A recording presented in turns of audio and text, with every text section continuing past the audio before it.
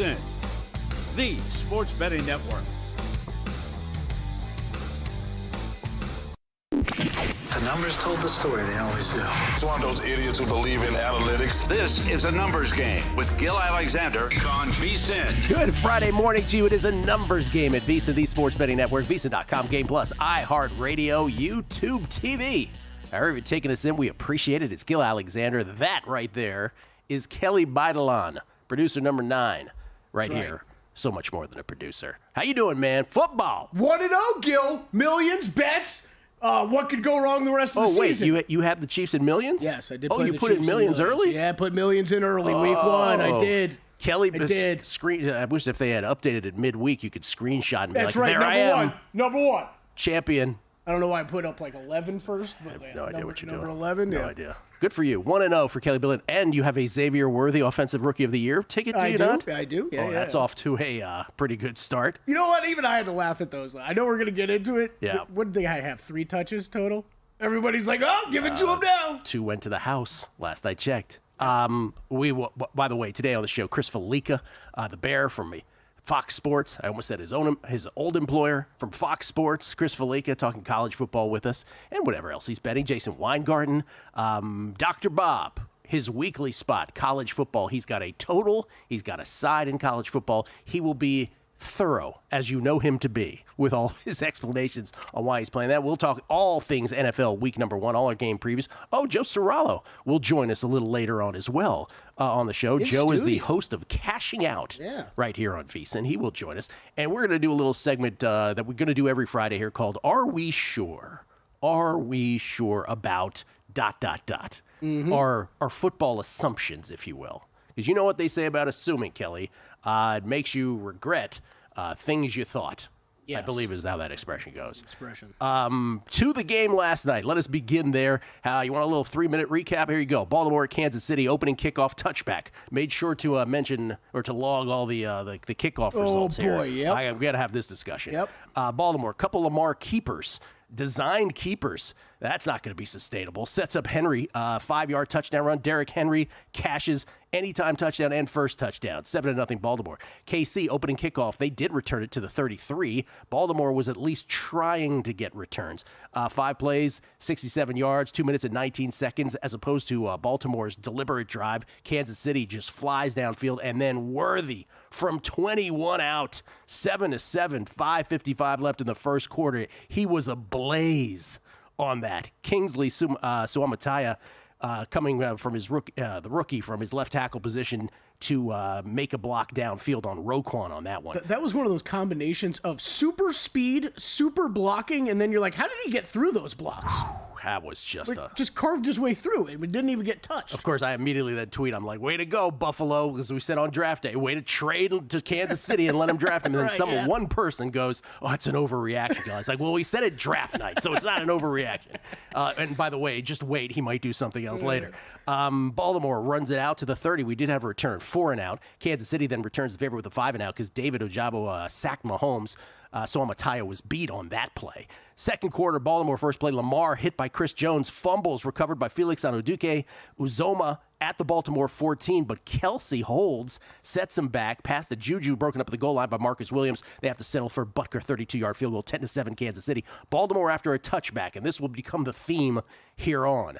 4th and 3 at midfield. They decide to go for it. Did you have a problem with this? Down 10-7.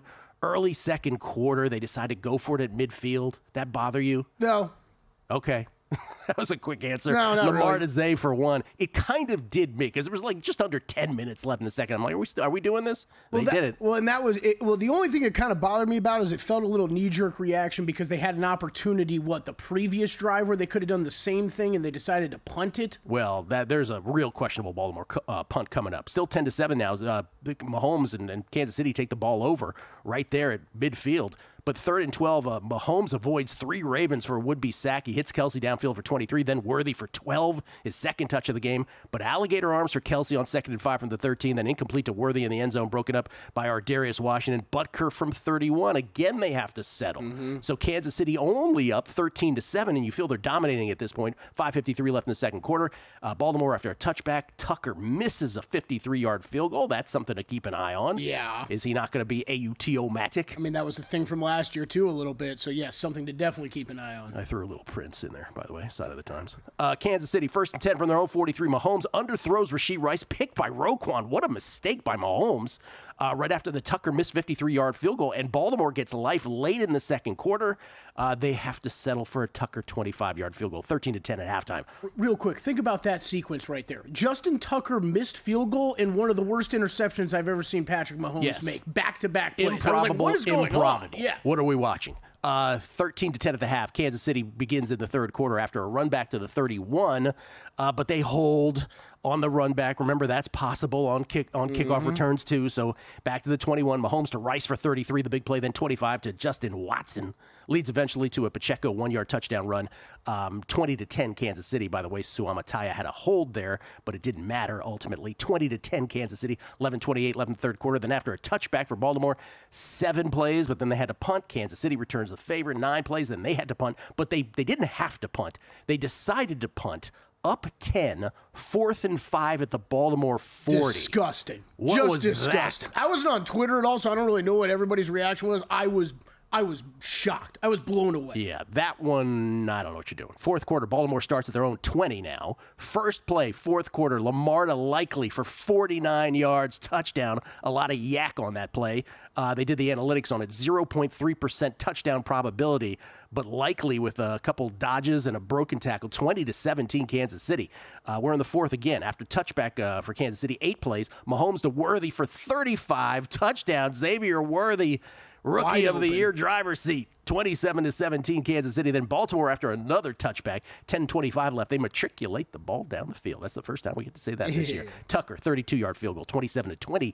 Cuts the Kansas City lead to 7 with 4:54 left. And after another touchback, the Chiefs, Baltimore now with 1 timeout left because they used one on defense. 2. They used one on defense on the first drive. 3 plays in, and then they used a second one on defense on Kansas City's second drive of the second half. So they wasted 2. They only had 1 timeout left there. 3rd and 10, though. They get Kansas City to 3rd and 10 at their own 40. They used their last timeout with 2:36. So if Kansas City gets the 10 yards here, game over, but they don't, because Trenton Simpson bats up a Mahomes pass in the air. It looked like he might have picked it for a second, but Mahomes comes down with it. Nonetheless, they got a punt. So down 7. Baltimore starts their own 13. 1:50 left. Down 7 here. Lamar to Likely for 8. Lamar runs for 9. Incomplete, intended for Bateman. Bateman never gets open, by the way, until he does. To Likely for 8. 1:26 to go. 3rd and 2 from their own 38. Lamar escapes for a 3-yard run and a first. 1:11 to go at their own 41. Lamar to Justice Hill for 7. To Likely for 4. 43 seconds left now at the Kansas City 48. To Bateman. Somehow, Rashad Bateman gets open for 38, and the Ravens choose not to clock it at the 10-yard line. They let the clock run. Lamar a little too high for Likely in the back of the end zone. 10 seconds left, down 7. So he misses Likely, deep corner of the end zone. Then he throws it way behind a wide-open Zay Flowers. Lamar later would say it wasn't intended for Zay Flowers. It was intended for Bateman, who was underneath. But Zay went past it, and Bateman stayed under it. 5 seconds left. One more chance. Lamar bounces around the pocket, gets loose to Likely. Touchdown, Plinko, but no. And it also looked like the Ravens, Harbaugh was going to go for 2 there. That was the worst part. If you're to take the win, he was going to go for it. If you're holding a Chiefs ticket like me, you knew it as soon as they scored, Harbaugh was going to go for 2. But as soon as I saw that throw and the catch, I'm like, and Harbaugh's pointing for 2. I'm like, oh, God. But here's the thing. When you watch this live, by the way, of course, they review it and they show that Isaiah Likely's toe was on the line. It's reversed. Kansas City wins the ballgame 27-20. But you could see live, right, that he probably had his toe out.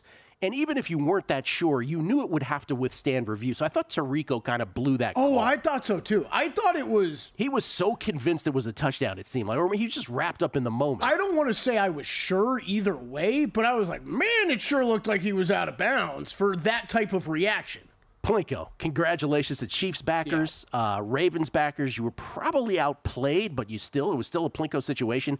There's just a few things for this. First of all, you look at the box score. Baltimore outgained Kansas City 452 to 353, 185 to 72 on the ground. But that's deceiving because it was 74 to 50 in total plays. They ran 24 fewer plays, the Chiefs did. I thought the game was marred by penalties. I thought Sean Hockley thought he was the show for much of this game. 13 accepted total penalties in this game. That's not to mention all the offsetting ones and the ones that were not accepted. Kingsley Suamataia, as I mentioned, good plays, bad plays for the Chiefs. They should be encouraged, I think, for him as a rookie left tackle. Did give up one sack, gave up a couple pressures, had a hold, but looked great on that first worthy touchdown. And then it's the Lamar thing with the, again, Lamar 26 for 41 for 273, touchdown, no picks, was sacked once, but 16 for 122 and one fumble lost. This is not sustainable. 16 carries a game for Lamar. No. I mean, I think we can't do this. I think some of the biggest takeaways from the game, for me at least, was the Ravens' offensive line that we thought might be an issue this year. It appears like it is a little bit, and it appears that Lamar doesn't trust it at all because he was looking to get out of there as quickly as possible. It doesn't really feel like they are set with how they're going to utilize Derrick Henry in this offense. Drive one looked great. After that, he wasn't involved all that much in the game, it sure felt like. It's game one of the NFL season, right? The refs looking to make a statement with the whole... I don't have a problem with that, by the way, because we complained all last year about that offensive tackle lining up so far off the line of scrimmage. Yes, we did. I didn't have a problem with the refs calling it that many times and making a statement. Maybe I'm the only guy, but... Blake Warrior, by the way, tweeting players to have 270-plus passing yards and 120-plus rushing yards in a game in NFL history. Lamar Jackson 3 times. Last night was the third. The other two, the 2019 divisional round and week 2 back in 2019. I'm with you, but Will Hill said it best yesterday via text. If they're going to keep calling that illegal formation, that's going to have much more effect on totals to games to the under than any kind of new kickoff rule will to the over. We'll get into that on the other side. Numbers Game, VSiN, the Sports Betting Network. Time. There's nothing more valuable. It's what drives everyone to make the most of every moment. We celebrate living large in the now. In a city where time disappears, we create experiences that electrify the soul and memories that will last forever. We go big, we go all night, and here, everyone is invited. So get loose and get loud. This is Circa. You'll have the time of your life. Coming up Monday on Follow the Money, the brand new time slot, 4 to 7 Eastern, 1 to 4 Pacific. Recap Week 1 college football and Florida State Boston College preview and all the day baseball. Follow the Money weekdays, 4 to 7 Eastern on VSiN, the Sports Betting Network. Responsible sports betting starts with a game plan. That means stick to a budget. Keep it social, learn the game, and know the odds. Play with legal operators, and if you need help, reach out. Visit haveagameplan.org to learn more. VSiN is thrilled to introduce a new VSiN.com tailor-made to the evolved needs of today's sports bettors. Our upgraded navigation streamlines your journey, allowing you to swiftly access articles, videos, and podcasts. Whether you're tuning in live or catching up on your favorite shows, everything is just a click away. VSiN.com guarantees a fluid and responsive experience across all devices, ensuring you stay connected wherever you are. We have enhanced tools such as our betting splits and expert picks, and introduce innovative features like parlay and odds calculators, all designed to make you a sharper bettor. Our How to Bet section is perfect for beginners, covering the fundamentals, while seasoned bettors can delve into our advanced betting strategies for the competitive edge you've been looking for. Sign up for free on VSiN.com or become a VSiN Pro subscriber, where you can unlock unlimited access to every tool, expert picks, and insight that make VSiN the sports betting network.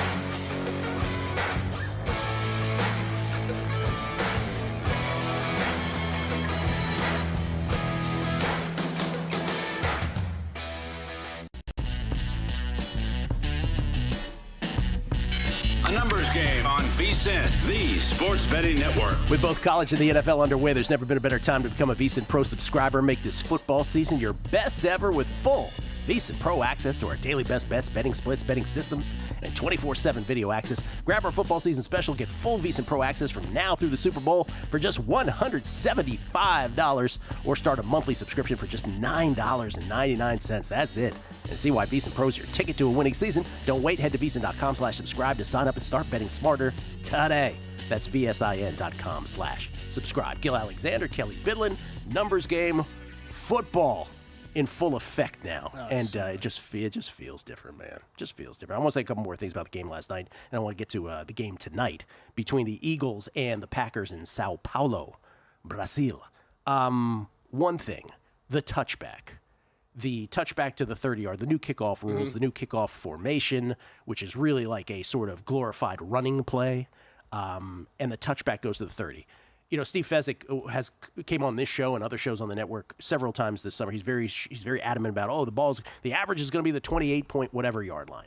And my point to him was, okay, that's great. Whether you're right or wrong, that's great. Let's say you're right. But does that translate for the better? Does that translate to more points, a bigger scoring environment than we were used to from last year? And what you see from this is, if the touchback is only to the 30, these teams are by and large going to kick it through the end zone. It's only when you adjust the touchback to the 35 when you are going to see the change that you're trying to do. By the way, the NFL, let's just macro this. The NFL tried for years to legislate the kickoff return out of the sport of football. And then they decided, this is not a play. We must now try to get kickoffs. Getting the touchback to the 30 is not going to do the trick. They got to move it up 5 more yards. And I think that once they do that, the percentage of success rate on drives spikes massively according to the analytics. I think... That's not my opinion. That's math. Right. No. I think I'm hoping this somehow works this season. I don't know that what we saw last night would indicate that it will and that they won't make further changes. I hope it works, though, because I think if we're talking about teams starting at the 35-yard line... I mean, there were a couple times last night where Ravens got the ball. It's okay, get it at the 30. You see Lamar take off for 12, and you're like, okay, 2 plays later, you're already in the other team's side of the field. So I hope this works out because I'm with you. I think if we're talking about moving up to the 35-yard line, this game's getting a little silly. And I like the idea. I want the kickoff returns. If your point is to have kickoff returns, if you've done an about face, you've done a 180, and you're like, now we want kickoff returns, you're not doing it by getting the touchback to the 30. It just doesn't. The stats do not bear that out. 30 gets to the 35, then all of a sudden you're disincentivized from kicking it through the end zone. By the way, the other thing that came up last night was Xavier Worthy's great performance, 2 touchdowns in this ballgame, and just lightning fast speed, again, which we all knew about when he played at the University of Texas and then certainly after the Combine. The Buffalo Bills now, they have traded down 3 times since the year 2017. They acquired Stephon Diggs back in 2020, the pandemic year. Diggs in a 2027th rounder for a 2020 first, the 22nd overall, a 5th and a 6th. That 22nd overall, the Vikings used to take Justin Jefferson. Then, of course, before that, by the way, I don't know if I remember that one. Before that was the famous, the most famous of all. They traded down with the Chiefs in the first round in 2017, and the Chiefs with the 10th pick overall in 2017 took someone I like to call Patrick Mahomes. So there was that. By the way, the Bills traded out of the first round even in that draft. So that's they didn't even make a pick. And then, and I'm not putting Worthy yet up with Mahomes or Jefferson, don't get me wrong, but after one game, I think we can make this comment. And then, of course, they trade up 4 picks, or the Bills trade down 4 picks, I should say, with the Chiefs so that the Chiefs could take Worthy late in the first round of this draft. And we said it on draft night. What are you doing? That's all I want to clarify. No judgment of the players yet at all. But we did say on draft night, did you really make a trade with the Chiefs? Like, you don't think the Chiefs know what they're doing here? We said it then.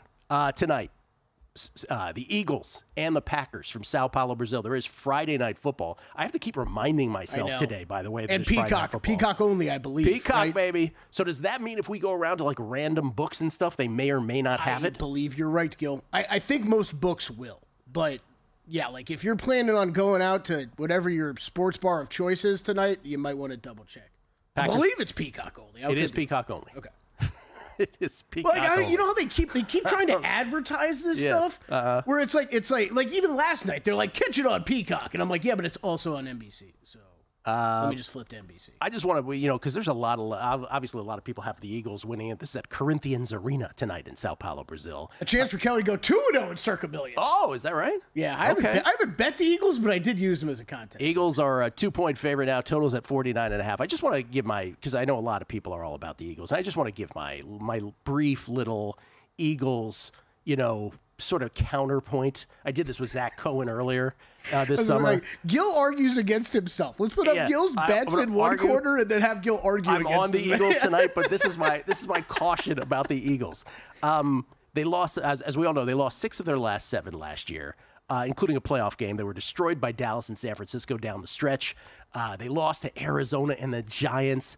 They were minus 82 in point differential in those last regular season games. They were a no-show against the 9-8 Buccaneers in the playoffs. We all know about that. They fired Brian Johnson. Sean Desai gave way to Matt Patricia. You remember that episode. Now it's Vic Fangio on defense. Now it's Kellen Moore as the offensive coordinator. So I do think Nick Sirianni is in this position where if things go bad early, oh, God, you might be done because you will be the fall guy. But I just, getting back to the Kellen Moore thing, and everybody thinks this is going to go swimmingly well. Jalen Hurts offensive coordinators. Let's do it from now backwards. Kellen Moore, Brian Johnson, Shane Steichen for 2 years, Press Taylor, and then remember, he not only went to Alabama, he also went to Oklahoma after that in college. So he's in a different system seemingly every single year. And so at some point there is an adjustment period. Yeah. Yep. If they're not great out of the gates, that's what we should think about. We shouldn't be that surprised by it. And then on defense, I was mentioning, everybody when they drafted all these Georgia players last year, thought, oh my God, this is going to be the greatest defense ever. Well, Jalen Carter didn't finish strong. Jordan Davis, 350 pounds. N'Kobe Dean's a backup. Nolan Smith couldn't even get off on the field. Jason Kelsey, of course, maybe most significantly retired on offense. Saquon has miles on him. Let's see if he can sort of have a great sustained season for an entire season. So I guess there's a lot of question marks, and all that said, I'm still taking the Eagles tonight. And I love Jordan Love. I was the guy who said, hey, you hold the clipboard for 3 years in the same system, you're going to be good, usually, and he has been. Yeah, I think there's still I think there's questions still with the Packers, though, right? I have some defensive questions with them, and then I feel like everybody, and this maybe leads us into our little segment we're only going to have a couple minutes for, but it's he had such a great ending to last season. Are we sure, Gil, that is absolutely the Jordan Love that we're going to see all season, and he's only going to continue to get better? No, we are not. I don't think we're There's sure. No way I'm much sure. more. Let's put it this way. I'm much more sure of C.J. Stroud. Me too. Surrounded by his players and his talent, and that has something to do with it. Than I am with Jordan Love, who, again, what is his Dontavian Wicks? Yep. Jaden Reed, I'm not sure of any of these guys, right? By the way, Josh Jacobs in the backfield now for the Packers, swapping Aaron Jones out for him. Are we sure about other things? Throw some out at me. I'll tell you if I'm sure. Yeah, I think that's one that does lead nicely into this one. Okay, we did this. We brought this up a little bit over the summer. Just some major takeaways that we've heard from a lot of people over the summer about teams. I'm going to tee you up, Gil. Steelers, are we sure they won't have winning season? Yes, I am. 17 in a row is one thing, Mike Tomlin. 18, forget about it. That's ridiculous. The schedule's ridiculous, especially those last 7 games. The last 8 games is a ridiculous gauntlet. They've won a lot of one-score games over the last 3 years. They have had great turnover luck. They played a bevy of backup quarterbacks last year. And, oh, by the way, the headline, Russell Wilson and Justin Fields are their quarterbacks. So, yes, I am sure about that. He says confidently. Are we keeping a tape of this, by the way? Yeah, we are. We're going to, we got to monitor that quarterback situation. We'll talk about these games later in the show a little bit. But I mean, Russell Wilson, I'm thinking that is almost more doubtful than likely that he plays this weekend. All right, 49ers. Should they be half the odds of any other team in the NFC to win the conference? Yes, because of what I just said about the Eagles. They're that good. Yeah, we are sure they're that good. They're running it back. They got Trent Williams back. They got Brandon Ayuk back. Yes. Okay. I think that's with apologies to the Lions fans. I think it's a little bit more muddied at the top because I think that areas I've got them, Lions, Eagles, all kind of up By the way, let me just caution myself. I'm way too sure about both of those things. Yeah. Okay. Are we sure the Patriots will have the worst record in the NFL? Yes. Yeah, I can't argue with that one. The Giants might give them a run for their money. They might. Yes, they might. They might. Yeah. Okay, are we sure it will be Rodgers, Burrow, or Cousins who wins Comeback Player of the Year? Yeah, because the thought of something happening to all three of them and knocking them out of this category is so unlikely, and you would have to talk yourself into a word salad to try to endorse somebody else, because those are the marquee players in that market. I think that we, as angry as we all got about that market last year, and as much as we've talked about it the past couple of years, justifiably, I don't think we're talking about it much this year, because I think it's one of those three. I think it's exactly what you said. Whoever's healthy and has the best team. All right. Was that it? Yeah? I got one more, but we're out of time. Sure. Chris Fallica on the other side, the Bear. Maybe we'll ask that last question later. Yeah. And we'll switch over to Chris, who's got college football plays and more next. Numbers Game, VSiN, the Sports Betting Network. Don't wait until fall to start betting the NFL. Get a jump start now with the VSiN NFL Betting Guide and get prepared for this NFL season like never before. The guide has in-depth breakdowns for all 32 teams, best bets from our VSiN experts, playoff predictions, award market previews, and more. The guide is out now, and the only way to get it is to be a VSiN Pro subscriber. Head to vsin.com/pro to sign up and join the Sports Betting Network. VSiN is extending our VSiN Pro Football Special. That means for $175, you'll get access to both our NFL and college football betting guides, plus so much more. With VSiN Pro, you'll receive daily picks straight to your inbox, detailed analysis on every game, and exclusive data like our betting splits to help you become a sharper bettor. Get all this for just $175 through the Super Bowl. Or try a monthly subscription and get your first 30 days for only $19. Don't miss out on this unbeatable offer. Sign up now at vsin.com/subscribe.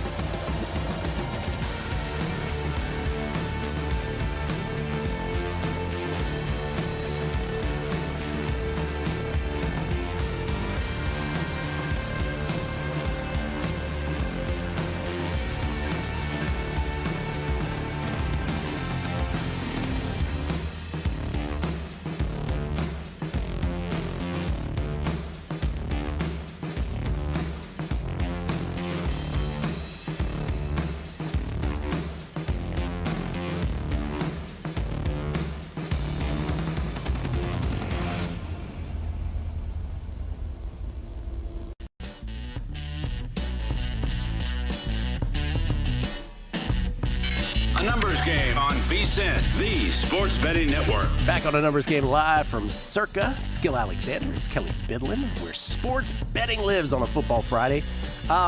You would think that I would be more upset with this gentleman for his ridiculous slander of world number one Iga Swiatek on Twitter yesterday. But really, what I'm more upset with is when Karolina Muchova was leading 6-1 to love yesterday in her match, her semifinal match against Jessie Pegula. He texted me, Muchova, more like match over. It's Chris Fallica, everybody, the bear from Fox Sports. What do you have to say for yourself? Yeah, I did it to both of us because I had 27-1 ticket on her to reach the final as well. So that was had a break point to go up a second break in 3-love in the second set and just kind of pushed the volley too far over. Pegula was off the court on the other side of the court. She just pushed it long over the line, and then she proceeded to lose 12 of the next 16 games. So and the other good the chef's kiss with that was right as that was happening.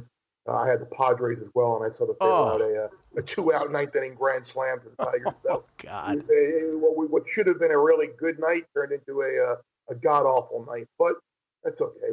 We have what could go wrong? We have college football and the NFL this weekend to make amends, right? Absolutely right. And I would, by the way, some people wanted to hear us back and forth about Iga, but your audio is not great, so I want to get to your picks real quick. Sorry. Let's go to college football. What did you land on today? Yeah, I apologize for the internet at the Hyatt Place here in Ann Arbor, but we'll try and get through it. Come on, Ann Arbor. Exactly. Go Blue.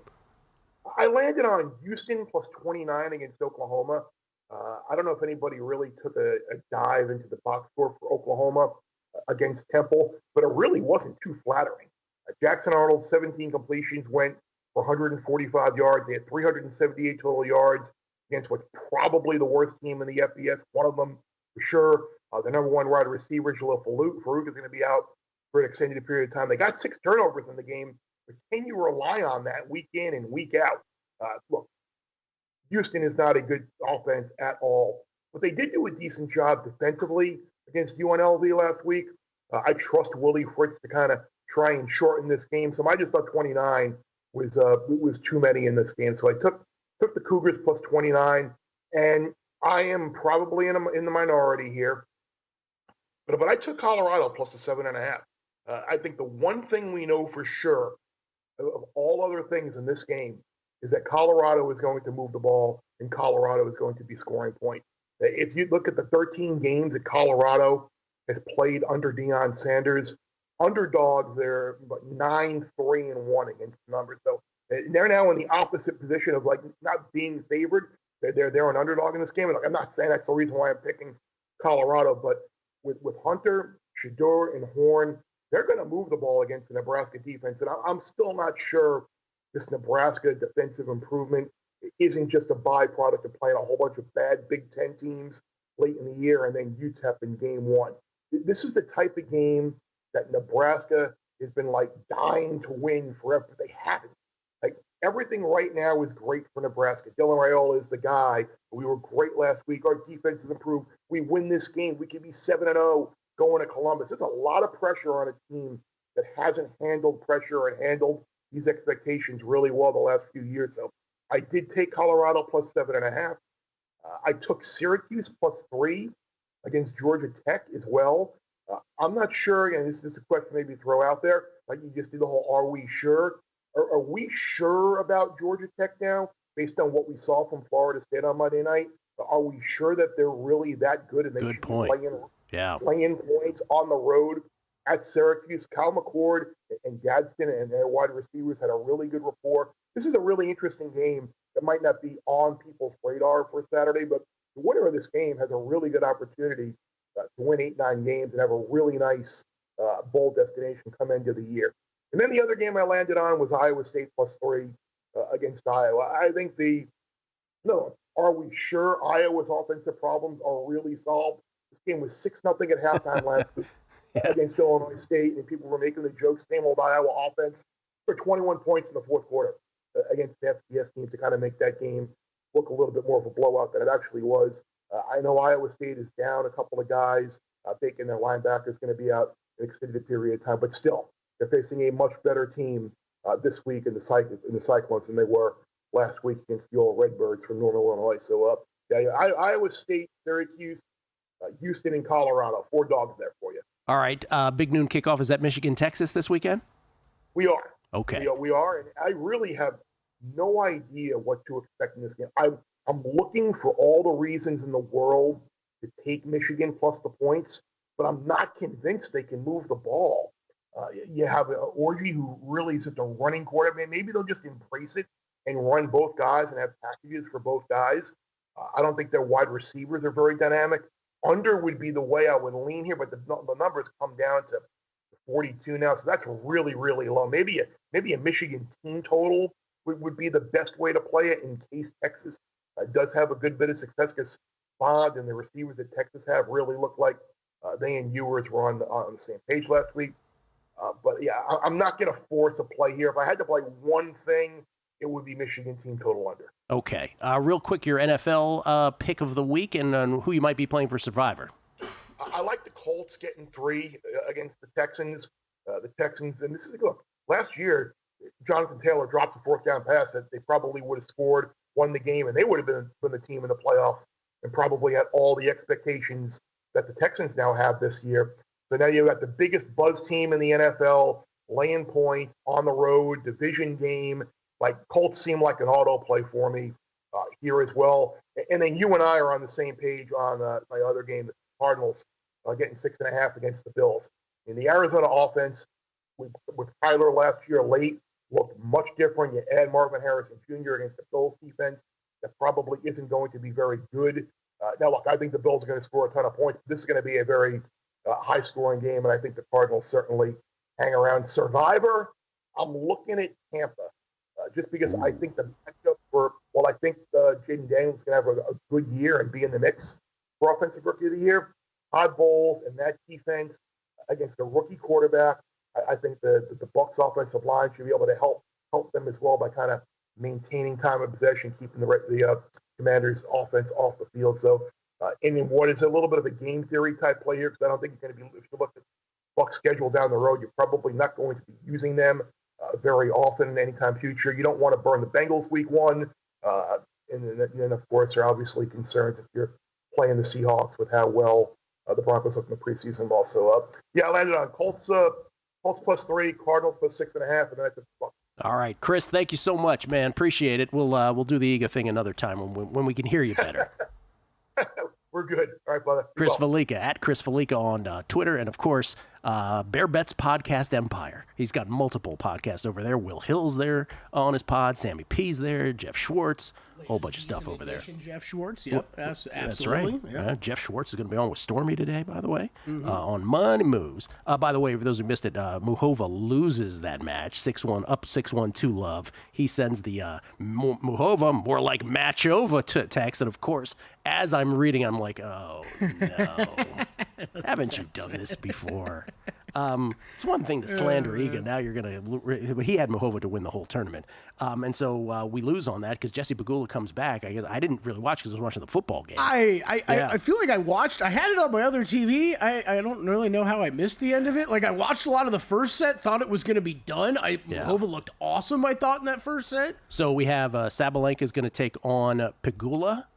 In the women's final on Saturday. Sabalenka correctly priced, I believe, as a just south of a $3 favorite in that, based on her data. And then on the men's side, we have the 2 semis tonight, and I think those are properly priced with both Yannick Sinner and Taylor Fritz. I know a lot of people like Tiafoe, but I think both of those are appropriate favorites. Probably won't have, assuming Sinner advances, probably won't have another U.S. Open tennis bet in what has been a successful tournament in Flushing Meadows. What a tournament it was. And then tennis has the decency of moving aside as football comes. You have one more, are we sure, before we go to break from last segment that we didn't get to? Yeah, we do. We do have one more. Are we sure? Yeah. The Eagles and Falcons should be odds-on favorites in their divisions. No. That's the one I'm not sure about. I'm not sure about that. First of all, the Eagles... would it surprise anybody if the Cowboys actually won that division? No. I'd be mildly surprised, if at all. So no, they shouldn't be odds-on favorite. You'll have to define the catch-all of odds-on that people use it. So sort of umbrella-like. Yeah. And then the Falcons. Money, right? And the Falcons. would you be that shocked?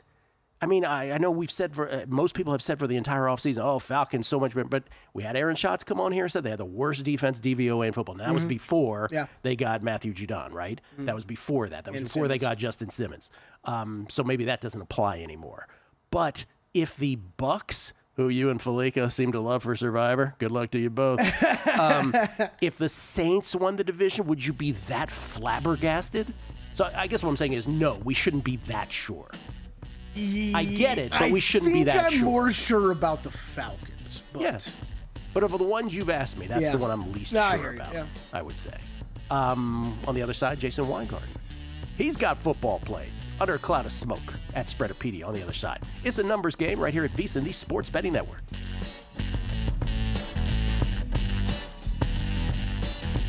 In the heart of downtown Las Vegas, a sports oasis awaits. Stadium Swim, the ultimate outdoor amphitheater, built for the ultimate sports fan, with a colossal screen that brings the game closer than ever. Reserve a daybed, private cabana, or lounge in the center of it all. 6 pools to dive into as the game heats up. And the best part, there's never an off-season. Open 365 days a year. Stadium Swim, it's always spectator season. Looking for the ultimate sports betting podcasts? VSiN has got you covered. With a wide range of podcasts covering every major sport, we're here to help you make smarter bets every season. The Baseball Betting Show with Greg Peterson gives you daily insights into finding value on each day's MLB card. And check out Long Shots, where we deep dive into the world of golf betting, providing you with expert insights to help you bet every tournament. Find all of these podcasts and more at VSiN.com/podcasts or your favorite podcast platform.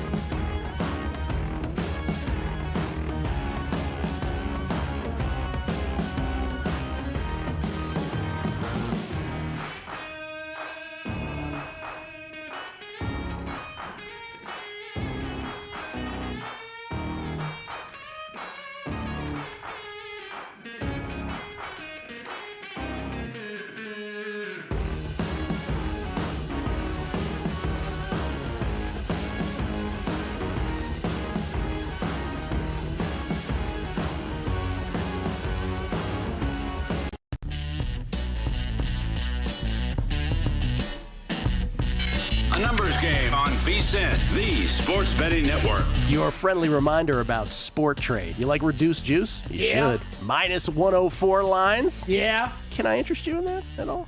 Is that something you might be interested in?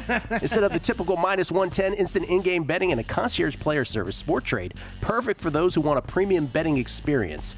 If you got $10,000 or more, that's what you want on an NFL line, the best price in the market. Sport Trade live in New Jersey, Colorado, and Iowa, and coming to Arizona and Virginia this fall. Download Sport Trade, use code VSiN to earn 10% cash back on each wager in your first week. Terms apply. You got to be 21 years or older to play. If you or someone you know has a gambling problem and wants help, call or text 1-800-GAMBLER. Sport Trade, minus 104 lines, high limits.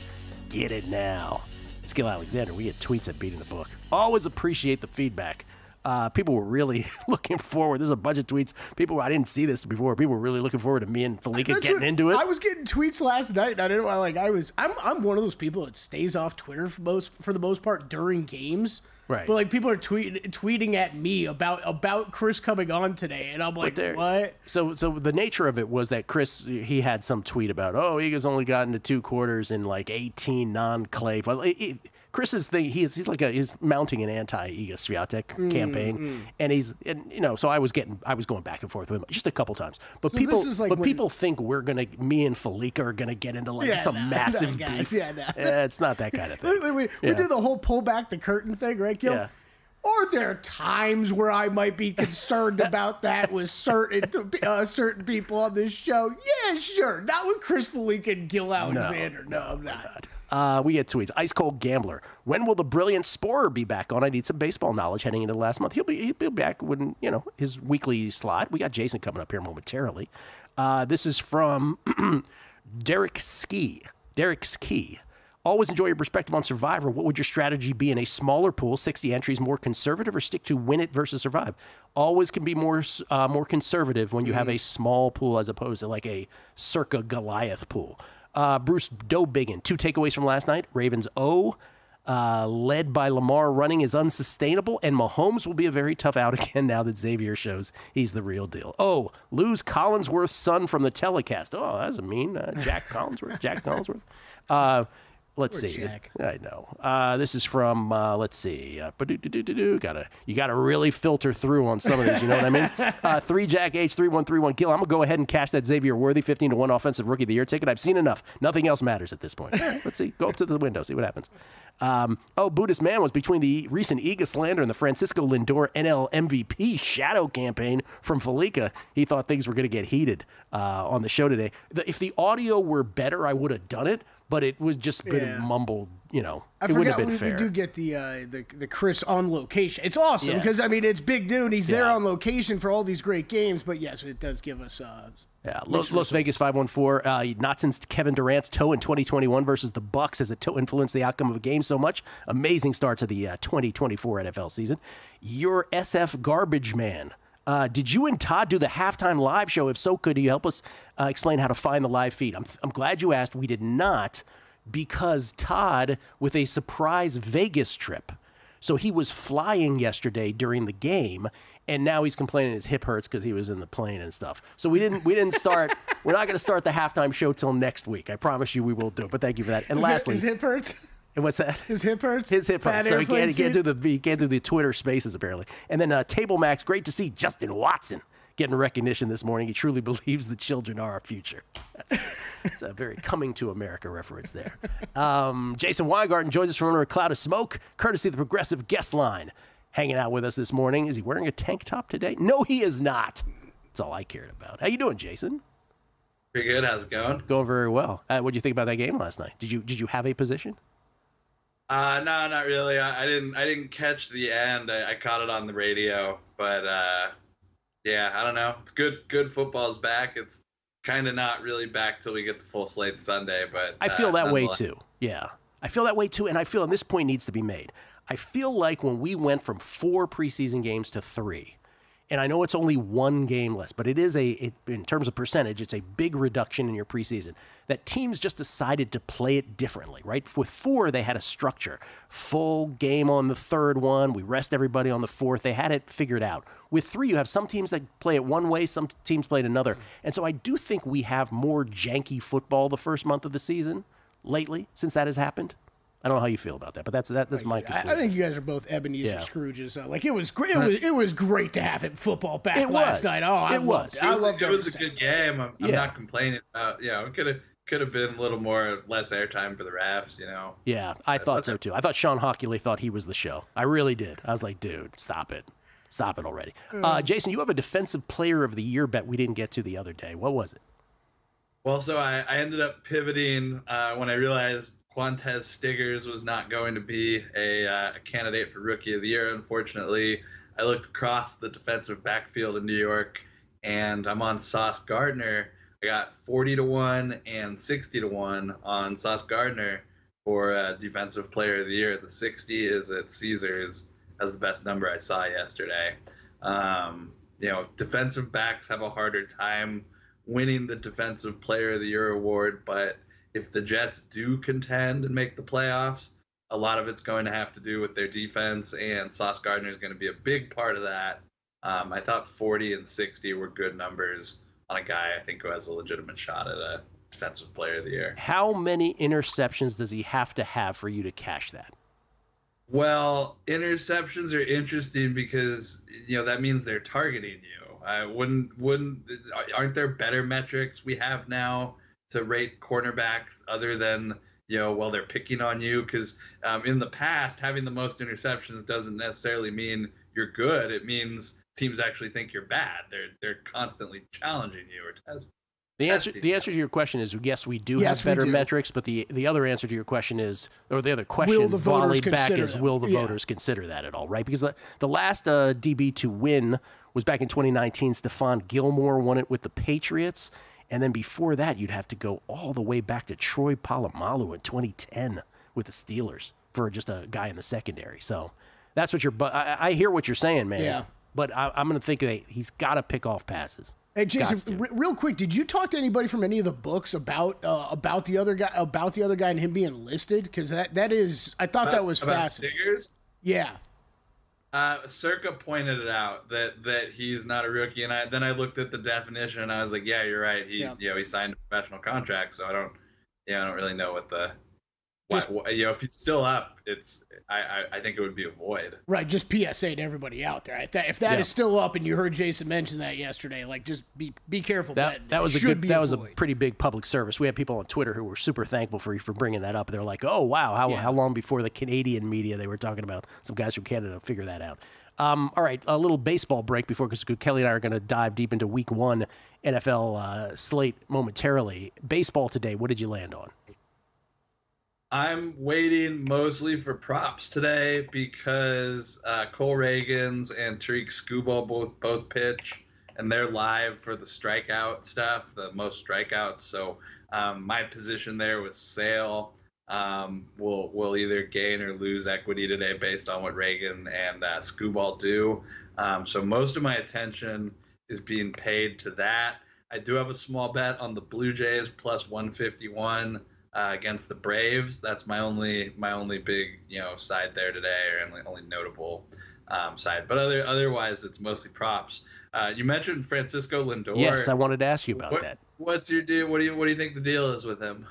So Fallica, who has a ticket, right, is mounting this Francisco Lindor NL MVP campaign.